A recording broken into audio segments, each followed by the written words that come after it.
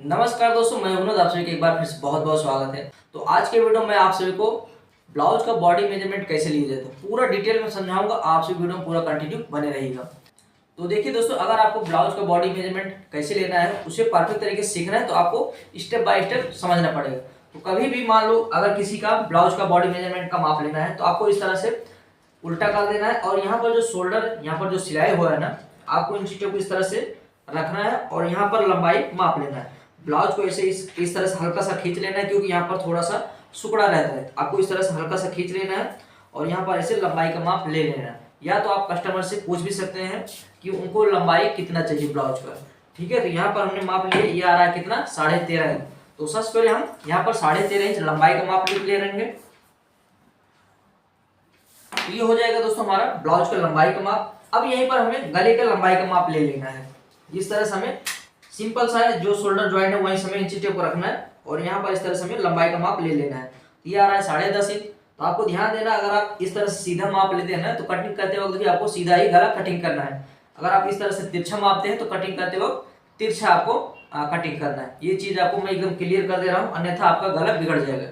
ठीक है, इस चीज को आप ध्यान से समझिएगा। अगर आप लंबाई या गले की लंबाई इस तरह से सीधा मापते हैं तो आपको कटिंग करते वक्त सीधा करना है, और तिरछा माप लेते हैं तो तिरछा ही आपको कटिंग करते वक्त रखना है।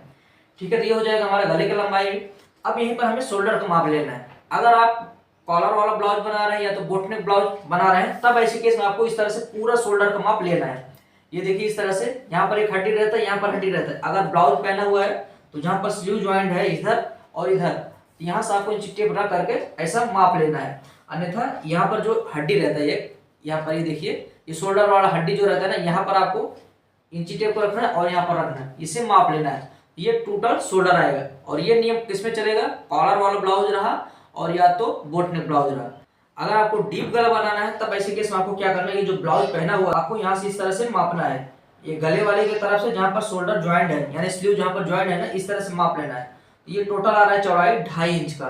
तो आपको कितना कटिंग करते हुए करना है, 3 इंच का आपको शोल्डर कटिंग करना है। यानी जब भी आप गले के चौड़ाई का माप लगाएंगे उसके आगे आपको ये शोल्डर का माप लगा लेना है। अन्यथा आपको क्या करना है, जैसे कि यहाँ पर माप रहे हैं, ये आ रहा है टोटल 2.5 इंच, तो 2.5 में हमें आधा इंच मिला देना, तो ये हो रहा है 3 इंच। 3 इंच का हम डबल कर लेंगे 6 इंच, यानी 6 इंच का शोल्डर का माप आ जाएगा।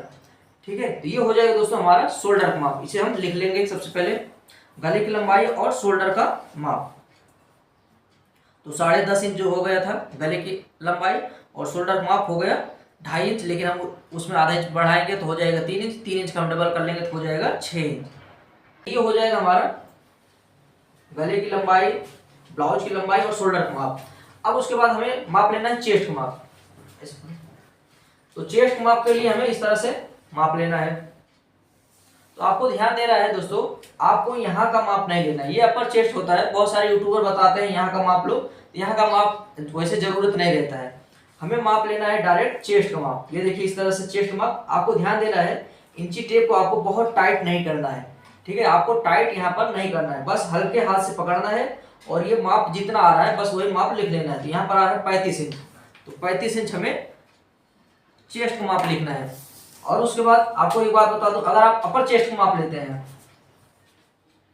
तो जैसे कि ये अपर चेस्ट है, अगर आप यहाँ का माप लेंगे तो यहाँ पर आ रहा है 33.5 इंच, लेकिन आपको इसमें लूजिंग देना पड़ेगा।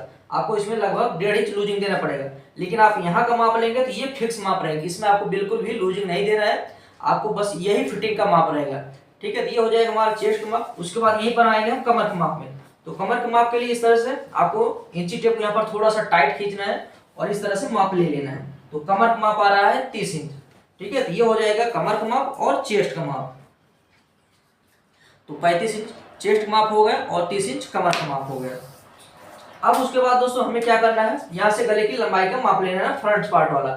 यहाँ पर ध्यान देना, ये शोल्डर जो ज्वाइंट है यहीं से हमें मापना है। तो गले की लंबाई है यहाँ पर 6 इंच, और जैसे मैं पहले बताया आपको सीधा लेना है तो सीधा, तिरछा लेना है तिरछा। तो आपको उसी तरह से आपको कटिंग करना है। या तो आप कस्टमर से पूछ भी सकते हैं कितने इंच के गले की लंबाई चाहिए। ठीक है, तो 6 इंच हमने सामने का गला ले लिया और बैक साइड का 10.5 इंच। अब वहीं पर आएंगे हम स्लीव की लंबाई में। तो इस तरह से आपको ध्यान देना है, जहां पर ये शोल्डर के साथ ज्वाइंट हुआ है वहां से हमें इंची टेप रखना है और इस तरह से आपको लंबाई माप लेना है। तो लंबाई आ रहा है 3.5 इंच। ये हो जाएगा छोटा स्लीव। आप कस्टमर से पूछ सकते हैं उनको कितना इंच का लंबाई में चाहिए। उसके बाद यहाँ पर अगर बड़ी स्लीव चाहिए तो बड़ी स्लीव का माप ले लेना है। और उसके बाद ध्यान देना है जहां पर आपने लंबाई खत्म की है ना वहीं से आपको इसकी गोलाई का माप भी लेना है। अगर बड़ी स्लीव है तो यहाँ पर आपको इसकी गोलाई मापना है और छोटी स्लीव है उसकी गोलाई आपको वहां पर मापना है। ठीक है, इस तरह से आपको स्लीव का माप लेना है। उसके बाद यहाँ से आपको आर्म होल की गोलाई का माप ले लेना है। ये यहाँ से ऐसे इस तरह से आपको रखना है, आर्म होल की गोलाई मापना है। और आप सभी यहाँ से वेस्ट पॉइंट भी माप ले सकते हैं। यहाँ पर जो शोल्डर ज्वाइंट है ना वहीं से आपको इंची टेप को रखना है और इस तरह से वेस्ट पॉइंट माप सकते हैं। तो वेस्ट पॉइंट आता है 9 इंच, 9.5 इंच, 10 इंच, इस तरह से सबका अलग अलग माप रहता है। ठीक है, तो दोस्तों ब्लाउज का बॉडी मेजरमेंट कुछ इस तरीके से लिया जाता है। आप सभी को अगर जानकारी समझ में आया हो तो वीडियो को जरूर लाइक कर लेना। चैनल को नहीं सब्सक्राइब किए तो चैनल को भी सब्सक्राइब कर लीजिएगा। और दोस्तों अगर आप सभी को कटिंग का वीडियो देखना है तो मेरे चैनल पर बहुत सारा कटिंग का वीडियो है, तो आप सभी उसे देख करके सीख सकते हैं। तो चलिए मिलते हैं नेक्स्ट वीडियो में।